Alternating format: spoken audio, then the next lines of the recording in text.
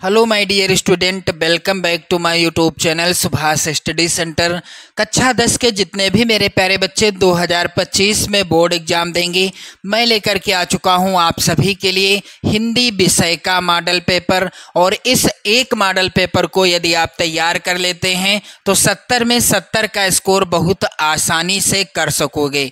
मेरे प्यारे बच्चों, हिंदी विषय का मॉडल पेपर है, 100% की गारंटी मेरी है मेरे प्यारे बच्चों कि यहाँ से प्रश्न आपकी बोर्ड परीक्षा में जरूर पूछा जाएगा। साथ ही मैं आपको बता देना चाहता हूं मेरे प्यारे बच्चों कि यह मॉडल पेपर हिंदी विषय का मॉडल पेपर है और इस पूरे मॉडल पेपर का सॉल्यूशन मैं यहां पर लेकर के आ चुका हूं।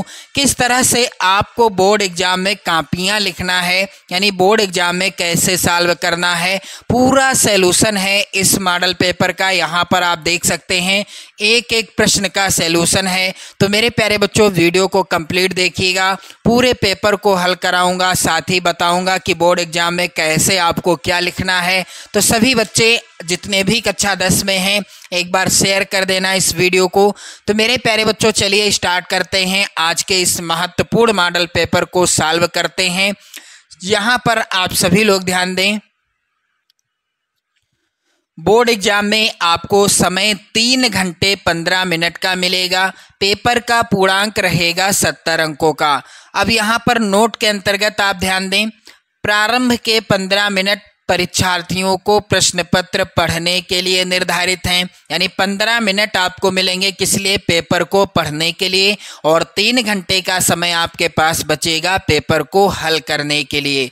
अगला है, सभी प्रश्न अनिवार्य हैं, सभी प्रश्न करना अनिवार्य है। कौन कौन से प्रश्न करने हैं, कौन नहीं करने हैं, इसका निर्देश पहले ही दिया रहेगा, आप आगे देखोगे। यह प्रश्न पत्र 2 खंडों, खंड आ एवं खंड बा में विभक्त है। यह जो मॉडल पेपर है मेरे प्यारे बच्चों 2 खंडों में विभक्त है, खंड आ में और खंड बा में। अब खंड आ में 1 अंक के बहुविकल्पीय प्रश्न हैं जिनके सही उत्तर OMR उत्तर पत्रक पर नीले अथवा काले बाल पॉइंट कलम से सही विकल्प वाले गोले को पूर्ण रूप से काला कर चिन्हित करना है। काला करके क्या करना है, चिन्हित करना है। खंड आ में कितने प्रश्न हैं मेरे प्यारे बच्चों, 1 नंबर के 20 बहुविकल्पी प्रश्न हैं और इनका उत्तर आपको कहां पर देना है, OMR सीट में।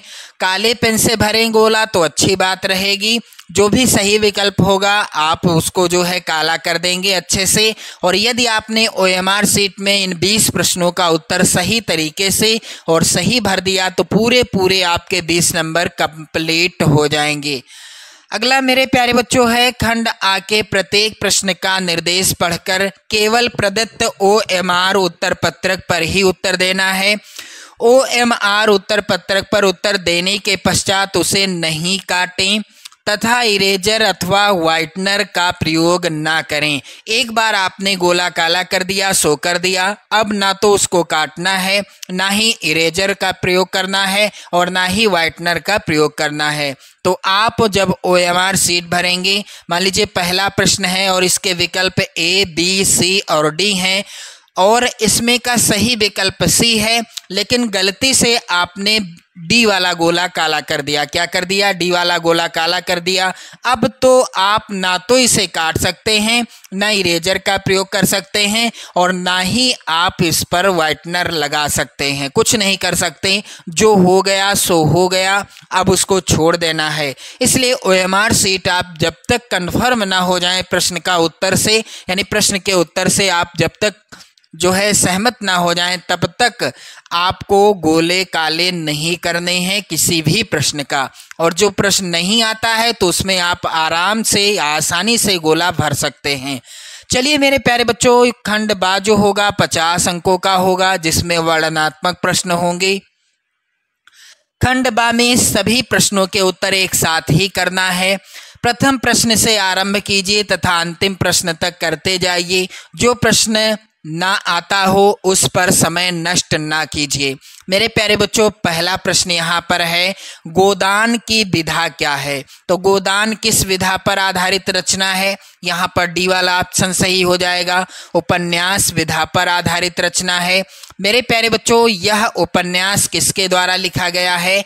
मुंशी प्रेमचंद जी के द्वारा लिखा गया है। गोदान, गबन, सेवा सदन मुंशी प्रेमचंद जी के उपन्यास हैं। आप लोग यहाँ पर ध्यान दीजिएगा, गोदान और गबन आप लोग यहाँ पर ध्यान दीजिएगा। मैं महत्वपूर्ण प्रश्न और भी बताता चलूँगा। वीडियो थोड़ा सा बड़ा हो सकता है लेकिन आपको काफ़ी ज़्यादा जानकारी इस वीडियो के द्वारा मिल जाएगी। गोदान, गबन, सेवा सदन, निर्मला रंगभूमि, कर्मभूमि आदि ये सभी मुंशी प्रेमचंद जी के उपन्यास हैं। चलिए दूसरा प्रश्न है यहाँ पर, अथाह सागर के रचनाकार कौन हैं? अथाह सागर रचना है, यहाँ पर भी डी वाला ऑप्शन सही है, जयप्रकाश भारती जी की। तीसरा प्रश्न है, निम्नलिखित कथनों में से कौन सा कथन सत्य है उसको पहचानना है आपको। तो गुनाहों के देवता के रचनाकार मुंशी प्रेमचंद हैं, यह कथन क्या है? असत्य यानी गलत है। भारतेंदु हरिश्चंद्र आलोचना साहित्य के जनक माने जाते हैं, यह कथन भी क्या है? गलत है। और यहाँ पर आप देखेंगे गेहूं और गुलाब निबंध के लेखक राम वृक्ष बेनीपुरी जी हैं, यह कथन क्या है? सही है, यानी सी वाला ऑप्शन सही है। डी वाला भी गलत है। ईर्ष्या तो न गई मेरे मन से के लेखक जयप्रकाश भारती हैं, यह भी गलत है। तो तीसरा वाला यहाँ पर कथन सही है, बाकी तीन गलत हैं। अगला प्रश्न है, प्रेम सागर के रचनाकार कौन हैं? तो प्रेम सागर लल्लू लाल जी की रचना है, यहाँ पर बी वाला ऑप्शन क्या हो जाएगा? सही हो जाएगा। मेरे प्यारे बच्चों यहाँ पर आप देखोगे अगला प्रश्न है, जगनिक रचनाकार हैं किस काल के, यानी किसके रचनाकार हैं? जगनिक की रचना कौन सी है? तो यहाँ पर राइट आंसर हो जाएगा परमाल रासो। किसकी रचना है? जगनिक की रचना है। परमाल रासो का एक नाम और है मेरे प्यारे बच्चों, आलखंड। आप लोग ध्यान दीजिएगा, आलखंड। परमाल रासो को आलखंड के नाम से भी जाना जाता है और इसके लेखक कौन हैं? जगनिक हैं। अगला प्रश्न है, छायावाद युग की प्रमुख प्रवृत्तियां कौन सी हैं? तो छायावाद युग की प्रमुख प्रवृत्तियां, यहाँ पर आप लोग ध्यान दीजिएगा, राइट आंसर क्या हो जाएगा? बी वाला यहाँ पर ऑप्शन सही होगा, श्रृंगार और प्रेम वेदना। अगला प्रश्न मेरे प्यारे बच्चों वेरी इंपॉर्टेंट है, कह रहा है कि लहर किस युग की रचना है? तो लहर मेरे प्यारे बच्चों छायावाद युग की रचना है, यहाँ पर डी वाला ऑप्शन सही होगा। और लहर के रचनाकार कौन हैं? जयशंकर प्रसाद जी की रचना है, जयशंकर प्रसाद जी के द्वारा लिखी गई रचना है लहर। यहाँ पर आप सभी लोग ध्यान दीजिएगा कि लहर जयशंकर प्रसाद जी की रचना है। एक रचना और है इनकी आंसू, और एक रचना है झरना। आप लोग ध्यान दीजिएगा, झरना, आंसू और लहर जयशंकर प्रसाद जी की रचनाएं हैं। अगला प्रश्न है, हंस पत्रिका के संपादक कौन हैं? तो हंस पत्रिका प्रेमचंद जी की पत्रिका है। और एक पत्रिका और है मेरे प्यारे बच्चों जिसका नाम है मर्यादा। अगला है प्रश्न, दीपदान किस विधा की रचना है? तो दीपदान एकांकी विधा पर आधारित रचना है। और मेरे प्यारे बच्चों इसके लेखक कौन हैं? दीपदान एकांकी के लेखक हैं डॉक्टर राम कुमार वर्मा जी। डॉक्टर राम कुमार वर्मा जी की रचना है। प्रश्न संख्या 10 है, बिहारी किस युग के कवि हैं? तो बिहारी लाल जी का जब आप जीवन परिचय पढ़ें तो आप उसमें क्या देखेंगे कि बिहारी लाल जी का जीवन परिचय पढ़ने पर शुरुआत में ही लिखा है कि रीतिकाल के महान कलाकार। मेरे प्यारे बच्चों बिहारी लाल किस युग के कवि हैं? रीतिकाल के कवि हैं। बिहारी लाल की एकमात्र रचना है जिसका नाम है बिहारी सतसई। बिहारी सतसई जिसमें 719 दोहे हैं, 719 दोहे हैं। और इस एकमात्र रचना से ही ये रीतिकाल के प्रसिद्ध कवि हो गए। चलिए मेरे प्यारे बच्चों अगला प्रश्न यहाँ पर है, नाना वाहन नाना वेशा विहसे शिव समाज निज देखा को मुखहीन विपुल मुख काहू, बिनु पद कर को बहुपद बाहू। मेरे प्यारे बच्चों, इसमें कौन सा रस है? तो यहाँ पर आप लोग ध्यान दीजिएगा। नाना वाहन नाना वेशा, बिहसे, बिहसे का अर्थ होता है हंसना, और हंसना कहाँ होता है, किस रस में? हास्य रस में। तो यहाँ पर राइट आंसर होगा डी वाला ऑप्शन, हास्य रस का उदाहरण है। चलिए अगला प्रश्न है यहाँ पर, यहीं कहीं पर बिखर गई वह भग्न विजय माला सी। उपर्युक्त पंक्ति में कौन सा अलंकार है? तो मेरे प्यारे बच्चों, यहाँ पर है उपमा अलंकार। उपमा अलंकार में होता क्या है, जहाँ किसी वस्तु की किसी दूसरी प्रसिद्ध वस्तु से किसी व्यक्ति की किसी प्रसिद्ध व्यक्ति के साथ समानता या तुलना की जाती है, वहां पर होता है उपमा अलंकार। तो यहाँ पर कौन सा अलंकार है मेरे प्यारे बच्चों? उपमा अलंकार है। प्रश्न अगला है, रोला छंद किस प्रकार का छंद है? तो रोला छंद यहाँ पर राइट आंसर हो जाएगा, सममात्रिक छंद है। अगला है प्रश्न, निर्जन शब्द में किस उपसर्ग का प्रयोग हुआ है? तो यहाँ पर राइट आंसर हो जाएगा डी वाला ऑप्शन, निर उपसर्ग का प्रयोग हुआ है। मेरे प्यारे बच्चों, अगला प्रश्न है, भलाई में प्रत्यय क्या है? तो भलाई में आई प्रत्यय है, यहाँ पर बी वाला ऑप्शन सही हो जाएगा। अगला है प्रश्न, राजा रानी में कौन सा समास है? तो राजा पहला पद है और रानी दूसरा पद है, जहाँ पर दोनों पदों की क्या होती है? प्रधानता होती है, वहां पर होता है द्वंद्व समास। यहाँ पर ए वाला ऑप्शन सही हो जाएगा। अगला है प्रश्न, त्वाम शब्द का विभक्ति एवं वचन क्या है? तो इस प्रश्न का आंसर आपको कमेंट करके बताना है। विकल्प आप लोग यहाँ पर ध्यान दें।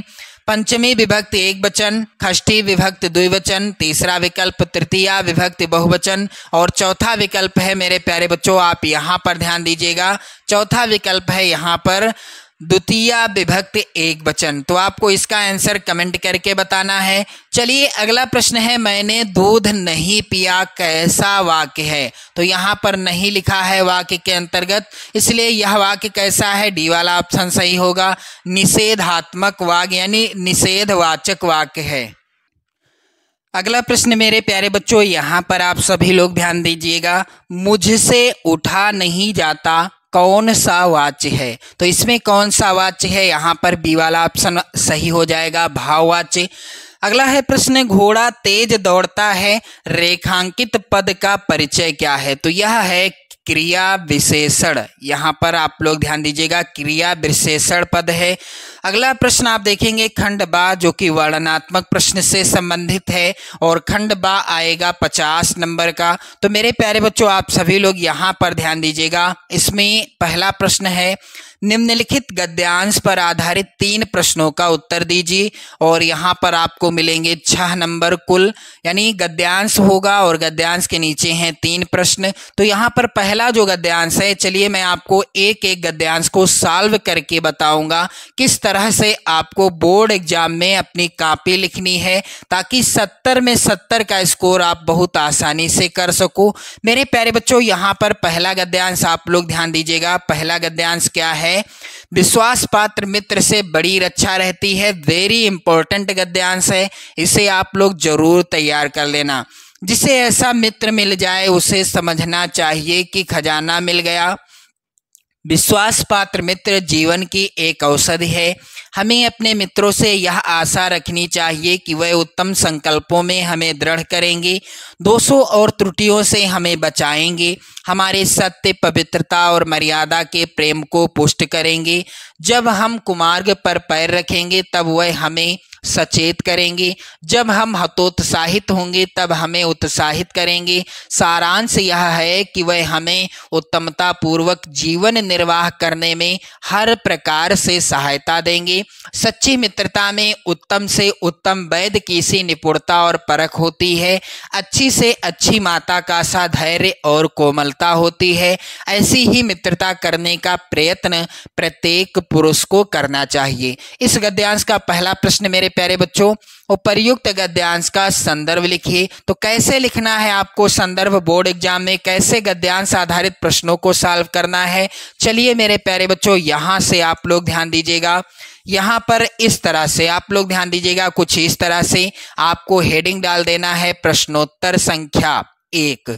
इस तरह से आप हेडिंग डाल दीजिएगा प्रश्नोत्तर संख्या 1, और यहाँ पर आप हेडिंग डाल सकते हैं खंड बा। खंड कौन सा? खंड यहाँ पर आ था और बा था, तो खंड बा आप काले पेन से हेडिंग डालिए, फिर प्रश्नोत्तर संख्या हेडिंग डालिए।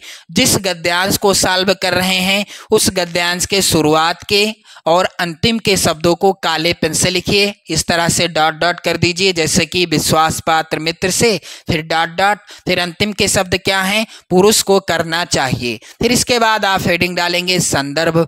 संदर्भ क्या होगा? प्रस्तुत गद्यांश हमारी पाठ्य पुस्तक हिंदी आप काले पेन से लिखेंगे। मैं अंडरलाइन कर रहा हूं जिसे आपको काले पेन से लिखना है। गद्य खंड भी आप काले पेन से लिखेंगे। में संकलित आचार्य रामचंद्र शुक्ल, रामचंद्र शुक्ल यानी लेखक का नाम भी आपको काले पेन से लिखना है। द्वारा लिखित मित्रता नामक निबंध से उद्धृत है। पाठ का नाम भी आपको काले पेन से ही लिखना है। तो मेरे प्यारे बच्चों ध्यान रहे आप सभी को, जो मैंने बताया आप काले पेन से लिखेंगे। फिर है यहाँ पर दूसरा प्रश्न गद्यांश का कि गद्यांश के रेखांकित अंश की व्याख्या कीजिए। तो यहाँ पर रेखांकित अंश है क्या? सच्ची मित्रता में उत्तम से उत्तम वैद्य की सी निपुणता और परख होती है। अच्छी से अच्छी माता का सा धैर्य और कोमलता होती है। ऐसी ही मित्रता करने का प्रयत्न प्रत्येक पुरुष को करना चाहिए। तो इसका जो है रेखांकित अंश की व्याख्या क्या हो जाएगी? कुछ इस तरह से आपको हेडिंग डाल देना है रेखांकित अंश की व्याख्या। मेरे प्यारे बच्चों आप लोग ध्यान दीजिएगा कि सच्ची मित्रता उत्तम जीवन निर्वाह में बहुत सहायक सिद्ध होती है। सच्चे मित्र की तुलना उत्तम वैद्य से की गई है। जो वैद्य होते हैं अर्थात जो इलाज करते हैं हम सभी का, वैद्य अपने कार्य में कुशल और जानकार होता है। उसी तरह सच्चा मित्र अपने मित्र की अच्छाई और बुराइयों को परख कर कुशलता पूर्वक बुराइयों से मुक्त कराने और उसकी अच्छाइयों को बढ़ाने में सहयोग करता है। इतना ही नहीं, अच्छा मित्र अच्छी माँ जैसा धैर्यवान होता है, व्यवहार में कोमल होता है। वह मित्र को कैसी भी परिस्थिति में दुखी नहीं देख सकता। प्रत्येक व्यक्ति को ऐसी ही मित्रता करने का प्रयास करना चाहिए। मेरे प्यारे बच्चों तीसरा प्रश्न है इस गद्यांश का, कह रहा है विश्वास पात्र मित्र को जीवन की औषधि क्यों कहा जाता है? क्यों कहा जाता है? क्योंकि विश्वास पात्र मित्र को जीवन की औषधि इसलिए कहा जाता है क्योंकि जिस प्रकार औषधि बीमारियों से रक्षा करती है, उसी प्रकार विश्वास पात्र मित्र हमें बुराइयों से बचाता है। चलिए मेरे प्यारे बच्चों यहाँ पर अथवा में जो गद्यांश है यह भी वेरी इंपॉर्टेंट है, इसको भी सॉल्व कर लेते हैं। जो तरुण संसार के जीवन संग्राम से दूर हैं, उन्हें संसार का चित्र बड़ा ही मनमोहक प्रतीत होता है। जो वृद्ध हो गए हैं, जो अपनी बाल्यावस्था और तरुणावस्था से दूर हट आए हैं, उन्हें अपने अतीत काल की समृद्धि बड़ी सुखद लगती है। वे अपने अतीत का ही स्वप्न देखते हैं। तरुणों के लिए जैसे भविष्य उज्जवल होता है, वैसे ही वृद्धों के लिए अतीत। वर्तमान से दोनों को क्या होता है? असंतोष होता है।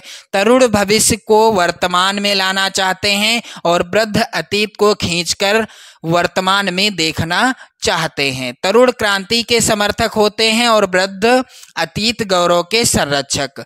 इन्हीं दोनों के कारण वर्तमान सदैव क्षुब्ध रहता है, तो और इसी से वर्तमान काल सदैव सुधारों का काल बना रहता है। चलिए पहला प्रश्न, उपर्युक्त गद्यांश का संदर्भ लिखिए। कैसे लिखना है मेरे प्यारे बच्चों? प्रश्नोत्तर संख्या यहाँ पर डाल देना है आपको 1 अथवा। यदि आप अथवा वाले को सॉल्व कर रहे हैं गद्यांश को तो 1 अथवा आप हेडिंग डाल देंगे।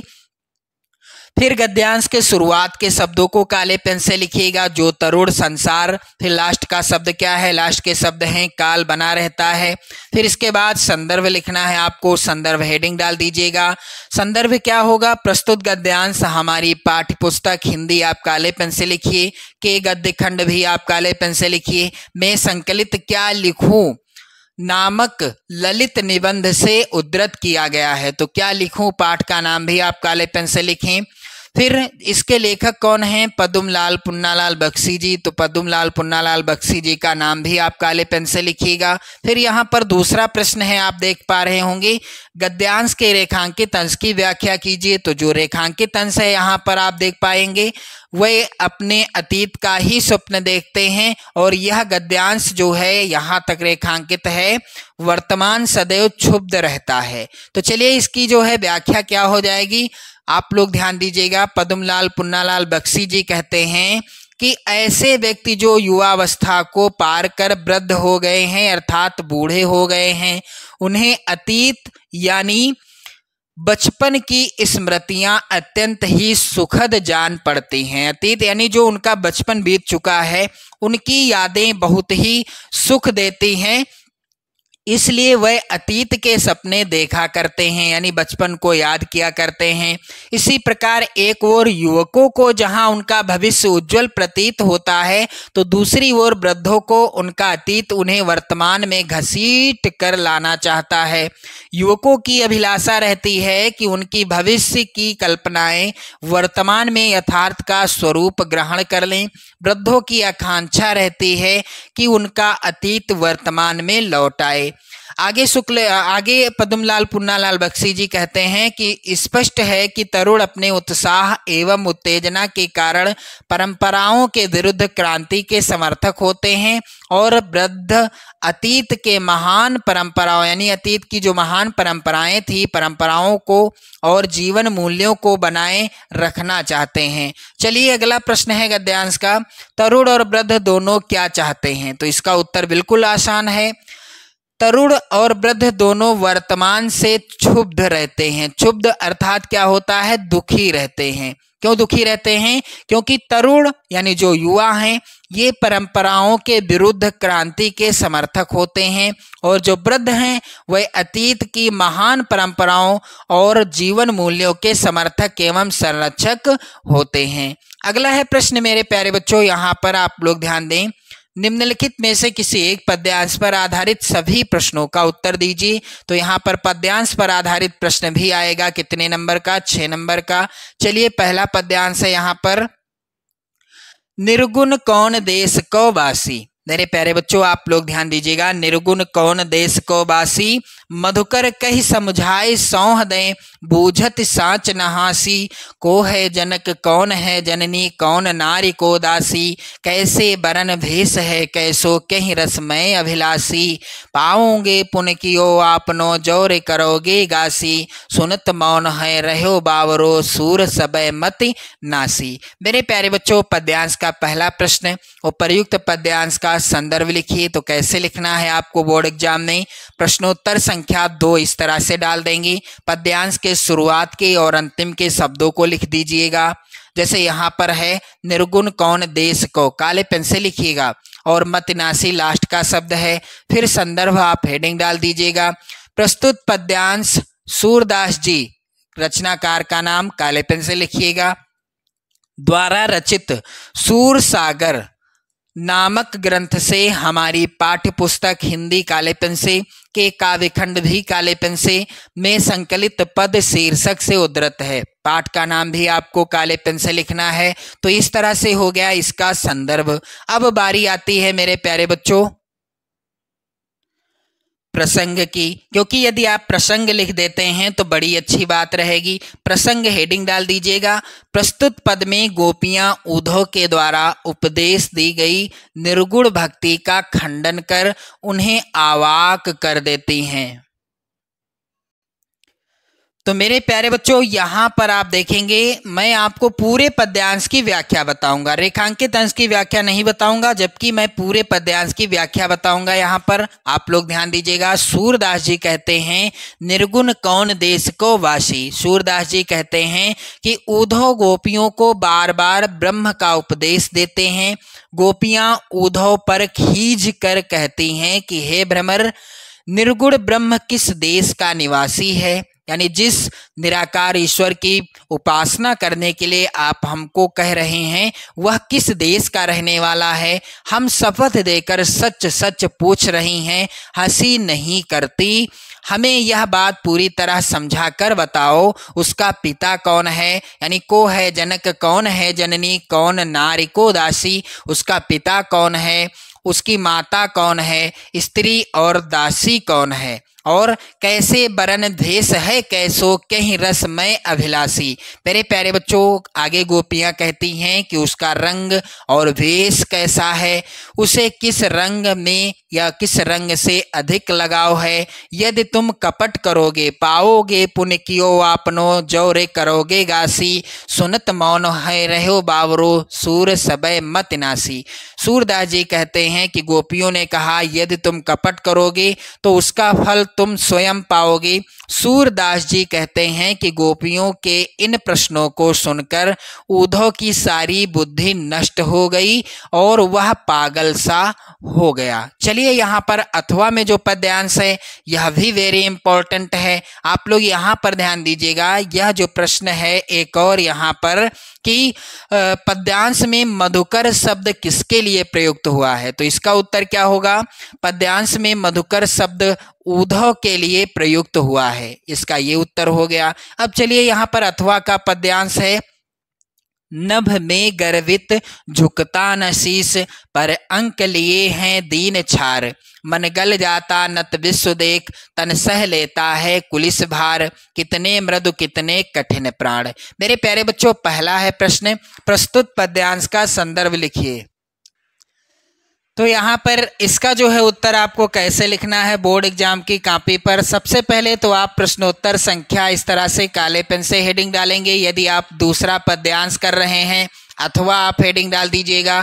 फिर पद्यांश के शुरुआत के शब्दों को काले पेन से नभ में गर्भित यहाँ पर उदाहरण के लिए देख सकते हो, और कठिन प्राण आप काले पेन से लिखिएगा। मेरे प्यारे बच्चों, इसके बाद संदर्भ आपको काले पेन से हेडिंग डाल देना है।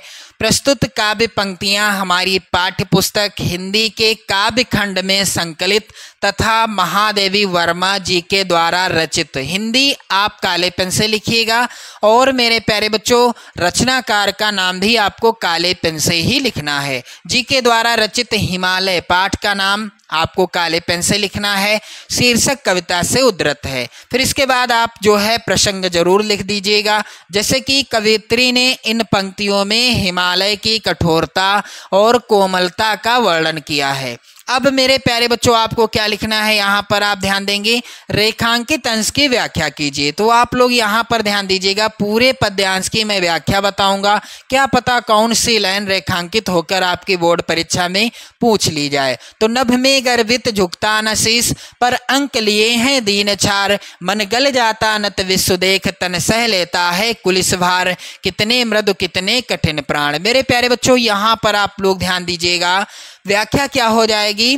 कवित्री यानी महादेवी वर्मा जी का कथन है कि हे हिमालय, स्वाभिमान से आकाश को छूने वाला तुम्हारा मस्तक किसी शक्ति के सम्मुख कभी नहीं झुकता है, फिर भी तुम्हारा हृदय इतना उदार है कि तुम अपनी गोद में तुच्छ धूल को भी धारण किए रहते हो। संसार को अपने चरणों में झुका देखकर तुम्हारा कोमल हृदय पिघलकर सरिताओं के रूप में प्रवाहित होने लगता है। हे हिमालय, हे हिमालय, तुम अपने शरीर पर वज्र के आघात सहकर भी विचलित नहीं होते। इस प्रकार तुम हृदय से कोमल और शरीर से क्या हो, कठोर हो। अब यहाँ पर अगला प्रश्न है कि हिमालय को कौन कौन सी उपमा दी गई है। तो यहाँ पर आप देखेंगे इसका उत्तर क्या होगा। हिमालय को आकाश को छूने वाला एवं उदार हृदय का बताया गया है। चलिए अगला प्रश्न है, निम्नलिखित में से किसी एक संस्कृत गद्यांश का संदर्भ सहित हिंदी में अनुवाद कीजिए। 5 नंबर का प्रश्न आएगा। यहाँ पर जो गद्यांश है पहला, इयम नगरी द्विविध धर्माणाम संगम स्थली।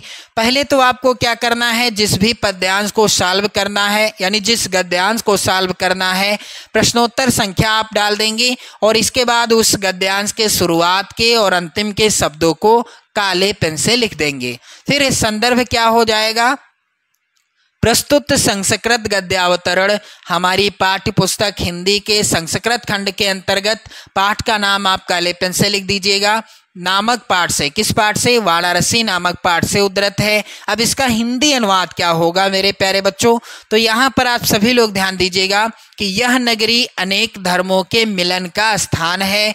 महात्मा बुद्ध, तीर्थकर, पार्श्वनाथ, शंकराचार्य, कबीर, गोस्वामी तुलसीदास तथा अन्य बहुत महात्माओं ने यहाँ आकर अपने विचारों को फैलाया। केवल दर्शन, साहित्य और धर्म में ही नहीं बल्कि कला क्षेत्र में भी यह नगरी अनेक कलाओं और शिल्पों के लिए लोक में प्रसिद्ध है। यहाँ की बनी हुई रेशमी साड़ियाँ देश विदेश में सब जगह पसंद की जाती हैं। अब यहाँ पर अथवा में भी एक गद्यांश है। नागरिका बहुकालम यावत अचिंतयत परम पहेलिकाया उत्तरम दातुम समर्था ना अभवत। मेरे प्यारे बच्चों, इसको भी मैं सॉल्व करके बता दूं। अथवा वाला यदि आप करना चाहते हैं तो अथवा कीजिएगा। फिलहाल मैं दोनों गद्यांशों को सॉल्व कर रहा हूं। प्रश्नोत्तर संख्या 3 अथवा इस तरह से हेडिंग डाल दीजिए। फिर पद्यांश नहीं, गद्यांश के शुरुआत के शब्दों को, यानी गद्यांश कर रहे हैं तो गद्यांश के शुरुआत के शब्द, पद्यांश कर रहे हैं तो पद्यांश के शुरुआत के शब्द लिखना है। फिर अंतिम के शब्द को लिख देना है। फिर संदर्भ क्या होगा? प्रस्तुत संस्कृत गद्यांश हमारी पाठ्य पुस्तक हिंदी आप काले पेन से लिख देना। संस्कृत खंड के अंतर्गत प्रबुद्धो ग्रामीणः, पाठ का नाम भी आप काले पेन से लिख दीजिएगा। तो किस पाठ से है? प्रबुद्धो ग्रामीणः नामक पाठ से उद्धृत है। अब चलिए इसका जो है हिंदी अनुवाद क्या होगा, तो आप लोग यहाँ पर ध्यान दीजिएगा। हिंदी अनुवाद आपको कुछ इस तरह से हेडिंग डाल देना है। हिंदी अनुवाद क्या हो जाएगा? नागरिक ने बहुत समय तक सोचा परंतु वह पहेली का उत्तर देने में समर्थ न हुआ, इसलिए उस ग्रामीण ने कहा, यानी ग्रामीण से कहा कि मैं इस पहेली का उत्तर नहीं जानता। यह सुनकर ग्रामीण ने कहा, यदि आप उत्तर नहीं जानते तो दीजिए 10 रुपये। इसलिए मुरझाए हुए मुख वाले नागरिक ने शर्त के 10 रुपये दे दिए। अब मेरे प्यारे बच्चों, आप देखोगे यहाँ पर एक प्रश्न संख्या 4 है। दिए गए संस्कृत पद्यांश में से किसी एक का संदर्भ सहित हिंदी में अनुवाद कीजिए। 5 नंबर का प्रश्न आएगा। मेरे प्यारे बच्चों, यहाँ पर पद्यांश क्या है? सर्वे भवन्तु सुखिनः, सर्वे सन्तु निरामया, सर्वे भद्राणि पश्यन्तु माँ कश्चित् दुख भाग भवेत्। मेरे प्यारे बच्चों, इसको कैसे सॉल्व करेंगे? प्रश्नोत्तर संख्या इस तरह से 4 डाल दीजिए और पद्यांश के शुरुआत के और अंतिम के शब्दों को काले पेन से लिख दीजिए। फिर इसके बाद मेरे प्यारे बच्चों आप संदर्भ हेडिंग डाल दीजिए। संदर्भ क्या होगा? प्रस्तुत श्लोक या प्रस्तुत पद्यांश भी आप लिख सकते हैं। हमारी पाठ्य पुस्तक हिंदी के संस्कृत खंड के अंतर्गत भारतीय संस्कृति नामक पाठ से उद्धृत है। पाठ का नाम आप काले पेन से लिखिएगा। चलिए हिंदी अनुवाद क्या हो जाएगा इसका? सब सुखी हों, सब रोग रहित हों, सब कल्याण को देखें। ये हो गया इसका हिंदी अनुवाद। अब अथवा में मेरे प्यारे बच्चों यहाँ पर पद्यांश है, आप लोग यहाँ पर ध्यान दीजिएगा एक बार। मेरे प्यारे बच्चों, अथवा में क्या है पद्यांश? कि माता गुरुतरा भूमि खात पितो उच्चतरस्था। तो मेरे प्यारे बच्चों, इसका भी चलिए हिंदी अनुवाद में आपको बता दूं। प्रश्नोत्तर संख्या 4 अथवा इस तरह से हेडिंग डालना है यदि आप अथवा कर रहे हैं, और पद्यांश के शुरुआत के और अंतिम के शब्दों को काले पेन से लिख दीजिएगा, डॉट डॉट कर दीजिएगा इस तरह से। संदर्भ क्या होगा? प्रस्तुत श्लोक हमारी पाठ्य पुस्तक हिंदी के यहाँ पर थोड़ा सा आप मैनेज करिएगा, थोड़ा सा मिसप्रिंट है। संस्कृत खंड के अंतर्गत जीवन सूत्राणि, पाठ का नाम काले पेन से रहेगा, नामक पाठ से उद्धृत है। अब मेरे प्यारे बच्चों आप लोग यहाँ पर ध्यान दें, इसका हिंदी अनुवाद क्या होगा? पृथ्वी से अधिक भारी माता है, आकाश से अधिक ऊंचा पिता है, वायु से अधिक शीघ्रगामी मन है, तृण से अधिक क्षीण करने वाली चिंता है। चलिए अगला प्रश्न यहाँ पर है। अपने पठित खंड काव्य के आधार पर निम्नलिखित प्रश्नों में से किसी एक का उत्तर दीजिए। मेरे प्यारे बच्चों आप लोग ध्यान दीजिएगा, जो भी खंड काव्य आपके जिले के लिए निर्धारित है उस खंड काव्य के किसी एक प्रश्न का उत्तर देना है और 3 नंबर पक्के हो जाएंगे। आप लोग कमेंट करके बताइएगा कि आप लोग किस जिले से हैं। चलिए यहाँ पर आप स्क्रीनशॉट ले सकते हैं, इस तरह के प्रश्न आएंगे खंड काव्य पर आधारित। अगला है प्रश्न, यहाँ पर दिए गए लेखकों में से किसी एक लेखक का जीवन परिचय लिखते हुए उनकी प्रमुख रचना का उल्लेख कीजिए। 5 नंबर का प्रश्न है। मैं आपको बताऊंगा यहाँ पर मेरे प्यारे बच्चों, जयशंकर प्रसाद जी का जीवन परिचय बिल्कुल आसान शब्दों में कैसे लिखना है आपको। प्रश्नोत्तर संख्या 6 का और किस नंबर पर है, पहले नंबर पर है। जयशंकर प्रसाद, काले पेन से हेडिंग डाली जाएगी। जन्म कब हुआ, 30 जनवरी सन 1889 ईस्वी को। ये महत्वपूर्ण बिंदु आप लोग जरूर लिखिएगा। इससे क्या रहेगा, एग्जामिनर जब आपको देखेंगे इस तरह से, यानी आपकी कॉपी को देखेंगे, अच्छे नंबर दे देंगे। जन्म स्थान क्या था, काशी। पिता का नाम श्री देवी प्रसाद। शिक्षा इन्होंने 8वीं तक प्राप्त की। प्रमुख रचनाएं कौन कौन सी थी, अजातशत्रु, चंद्रगुप्त, विशाख, ध्रुव स्वामी, कामना, कंकाल, तितली आदि। और इनकी मृत्यु कब हो गई, 15 नवंबर 1937 को। अब जीवन परिचय बिल्कुल आसान है यहाँ पर मेरे प्यारे बच्चों। बाबू जयशंकर प्रसाद का जन्म काशी के एक प्रतिष्ठित वैश्य परिवार में 30 जनवरी 1889 ईस्वी को हुआ था। आप ध्यान दीजिएगा, जो काले पेन से लिखना है मैं आपको बता दूंगा। 30 जनवरी 1889 ईस्वी, काले पेन से लिखिएगा। इनके पिता श्री देवी प्रसाद सुघनी साहू के नाम से प्रख्यात थे। मेरे प्यारे बच्चों, एक बार वीडियो को जरूर शेयर कर देना। उनकी दानशीलता और उदारता के कारण उनके यहाँ विद्वानों और कलाकारों का बराबर समादर हुआ करता था। इनकी शिक्षा का प्रारंभ घर पर ही हुआ। संस्कृत, फारसी, उर्दू और हिंदी की शिक्षा इन्होंने घर पर ही स्वाध्याय से प्राप्त की। कुछ समय के लिए स्थानीय क्वींस कॉलेज में नाम लिखाया गया, किंतु वहां 8वीं कक्षा से ऊपर नहीं पढ़ सके। 12 वर्ष की अल्पायु में उनके पिता का देहांत हो गया। इनका अधिकांश जीवन कहाँ बीता, काशी में बीता। यहाँ पर काशी होगा, आप लोग ध्यान दीजिएगा। जीवन में 3-4 यात्राएं करने का भी अवसर मिला, जिसकी छाया इनकी कुछ रचनाओं में प्रभासित होती है। यक्ष्मा अर्थात टीबी के कारण प्रसाद जी का देहांत 15 नवंबर 1937 ईस्वी को हो गया। अब इनकी रचना का नाम चंद्रगुप्त, आप यहाँ से ही लिख सकते हैं।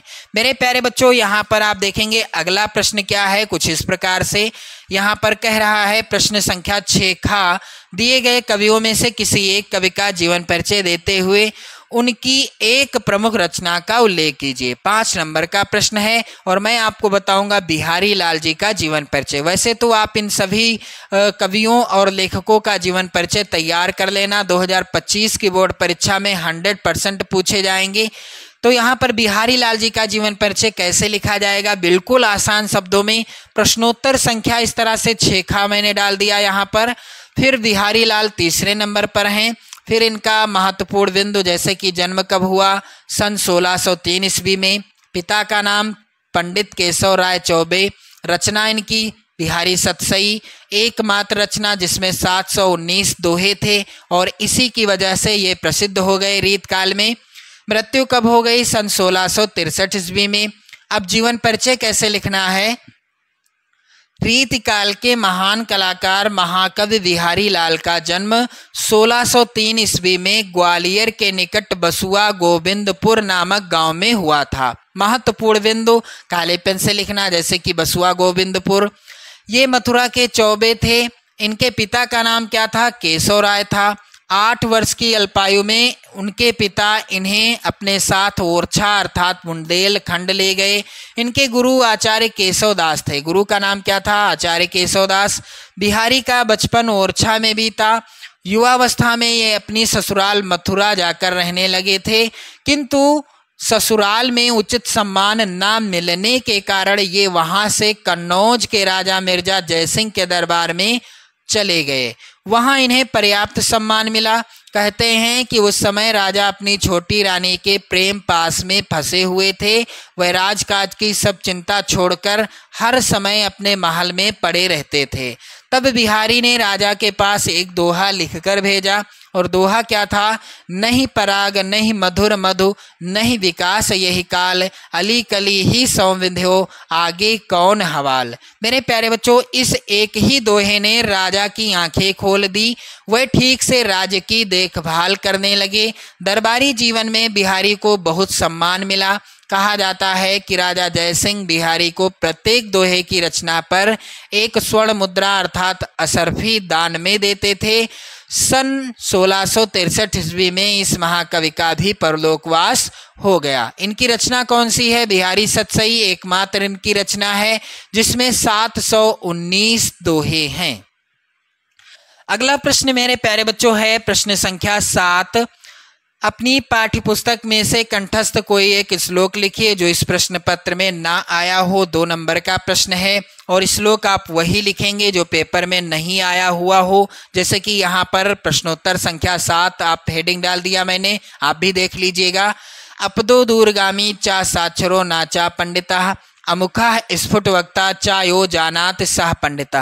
अब आप देख सकते हैं पेपर में भी कि यह श्लोक बोर्ड एग्जाम के पेपर में नहीं आया है। यह जो मॉडल पेपर है इसमें नहीं आया है। अब इसके बाद आप देखेंगे अगला है प्रश्न। यहाँ पर आप सभी लोग ध्यान दीजिएगा। अगला प्रश्न क्या कह रहा है? प्रश्न संख्या 8। मेरे प्यारे बच्चों, प्रश्न संख्या 8 क्या है? आप लोग यहाँ पर ध्यान दीजिएगा। निम्नलिखित प्रश्नों में से किन्हीं 2 प्रश्नों का उत्तर संस्कृत में दीजिए। 2 नंबर का प्रश्न आएगा। प्रश्न इस प्रकार से हैं, आप यहाँ पर ध्यान दें। कह रहा है वाराणसी कस्या नद्या कूले स्थिता। तो चलिए इसका उत्तर क्या होगा? वाराणसी किसके किनारे स्थित है? तो वाराणसी गंगाया कूले स्थिता। वाराणसी गंगा के किनारे स्थित है। अगला है प्रश्न चंद्रशेखर कहाँ आसीत। तो यहाँ पर इसका भी उत्तर आप लोग ध्यान दें क्योंकि ये सभी प्रश्न वेरी इंपॉर्टेंट हैं। चारों प्रश्नों का उत्तर मैं आपको बताऊंगा। चंद्रशेखर एका प्रसिद्ध क्रांतिकारी देशभक्ताश्च आसीत। तीसरा प्रश्न है भारतीय संस्कृते मूलम किम अस्ति। तो यहाँ पर इसका उत्तर क्या होगा? विश्वस्य स्रष्टा ईश्वरः एक एव अस्ति इति भारतीय संस्कृते मूलम अस्ति। अगला है प्रश्न आतुरस्य मित्रम किम अस्ति। तो इसका उत्तर क्या हो जाएगा?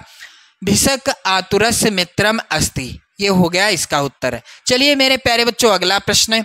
निम्नलिखित में से किसी एक विषय पर निबंध लिखिए। 7 नंबर का प्रश्न आएगा।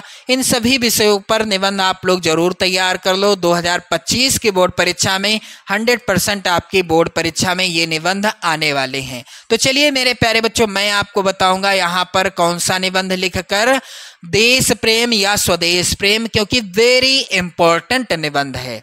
आप लोग वीडियो को जरूर शेयर कर देना, आपसे रिक्वेस्ट है, क्योंकि मैंने आप सभी के लिए काफ़ी मेहनत की है और आप लोग भी मेरे लिए थोड़ी सी मेहनत कर दो। बस आप वीडियो शेयर कर दो और जो भी मैं आपको बता रहा हूँ आप उसको अच्छे से तैयार कर लो ताकि 70 में 70 का स्कोर आसानी से आप लोग कर सको। मेरे प्यारे बच्चों, स्वदेश प्रेम या देश प्रेम पर निबंध कैसे लिखा जाएगा? प्रश्नोत्तर संख्या 9 तीसरे नंबर पर है। इस तरह से हेडिंग डाल दी जाएगी, स्वदेश प्रेम या देश प्रेम।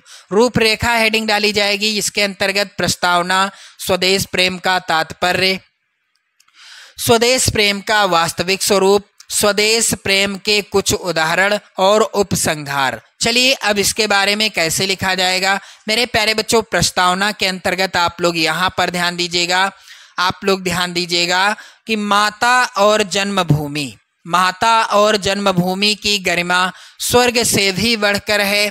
जिस धरती की गोद में हमारे शरीर का पालन पोषण हुआ है उसके प्रति लगाव होना स्वाभाविक ही है। अपने देश के कल्याण के लिए अपना सब कुछ निछावर करने में जो सुख मिलता है वह और कहीं नहीं मिलता। सच्चा सुख तो इस मनुष्य को मिलता है जिसके हृदय में देश प्रेम का सागर, यानी सच्चा सुख तो उस मनुष्य को मिलता है जिसके हृदय में देश प्रेम का सागर लहराया करता है। दूसरी हेडिंग क्या है? स्वदेश प्रेम का तात्पर्य। तो स्वदेश प्रेम का क्या तात्पर्य है? स्वदेश प्रेम से तात्पर्य देश के लिए मर मिटना ही नहीं बल्कि अपनी सेवाओं के द्वारा देश की आर्थिक, सामाजिक और सांस्कृतिक आदि विभिन्न पक्षों का विकास करना भी है। ऐसा प्रत्येक कार्य जिससे स्वदेश का हित होता है स्वदेश प्रेम का प्रतीक है। जो व्यक्ति जिस पद पर है यदि वह वहां पर देश के हित में काम करे तो देश उन्नत भी करेगा। अगला है प्रश्न, यहाँ पर हेडिंग मेरे प्यारे बच्चों, स्वदेश प्रेम का वास्तविक स्वरूप। स्वदेश प्रेम का वास्तविक स्वरूप क्या है, इसके अंतर्गत क्या लिखा जाएगा। स्वदेश प्रेम हमें अपने देश को आगे बढ़ाने तथा दूसरे देशों से अपनी रक्षा करने के लिए ढाल का काम करता है। वह हमें त्याग एवं बलिदान का पाठ पढ़ाता है, मानवीय हितों की ओर सोचने को बाध्य करता है, देश की सुरक्षा के साथ वहाँ की सामाजिक एवं सांस्कृतिक सुरक्षा की ओर भी ध्यान दिलाता है। चौथी हेडिंग है स्वदेश प्रेम के कुछ उदाहरण।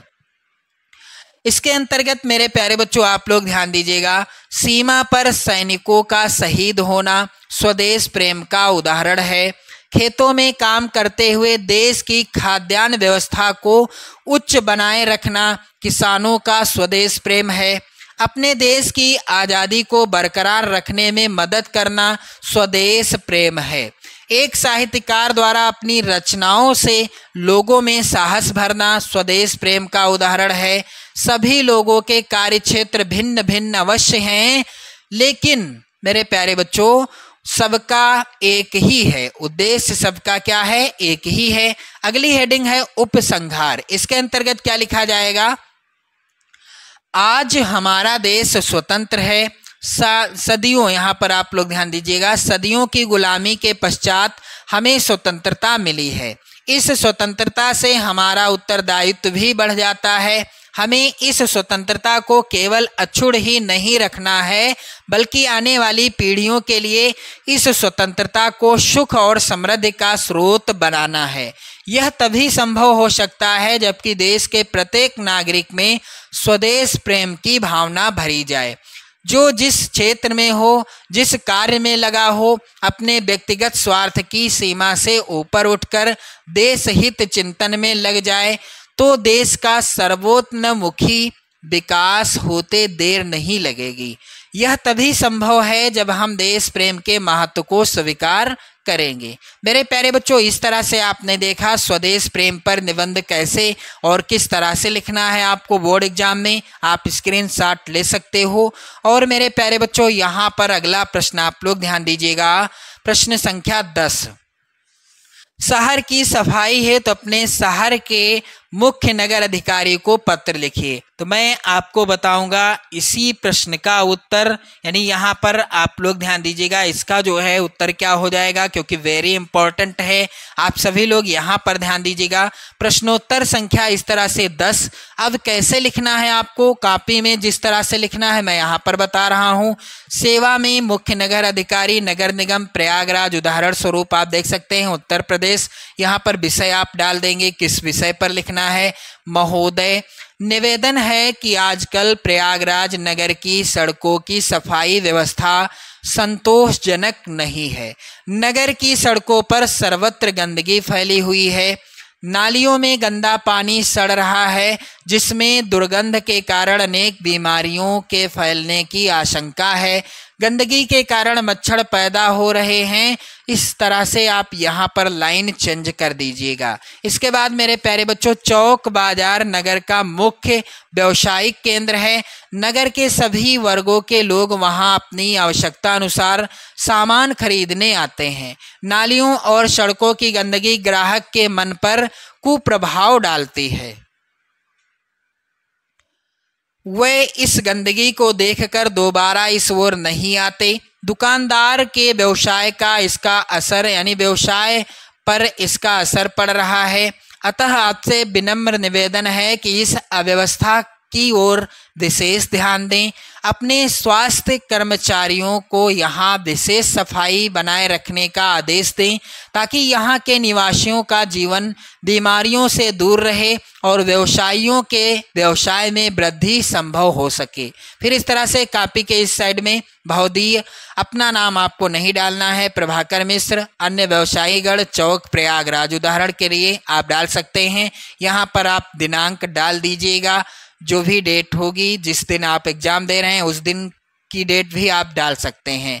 तो मेरे प्यारे बच्चों, मैंने आपको पूरे पेपर को सॉल्व करके बता दिया है, हिंदी विषय के पेपर को, और मैं वादा करता हूं इसी तरह से यदि आप लिखते हैं अपने बोर्ड एग्जाम की कॉपी में तो 70 में 70 का स्कोर आपको लाने से कोई नहीं रोक सकता। मेरे प्यारे बच्चों, वीडियो को लाइक कर देना, शेयर कर देना। चैनल पर यदि आप नए हैं तो चैनल को भी सब्सक्राइब कर लीजिएगा। जय हिंद।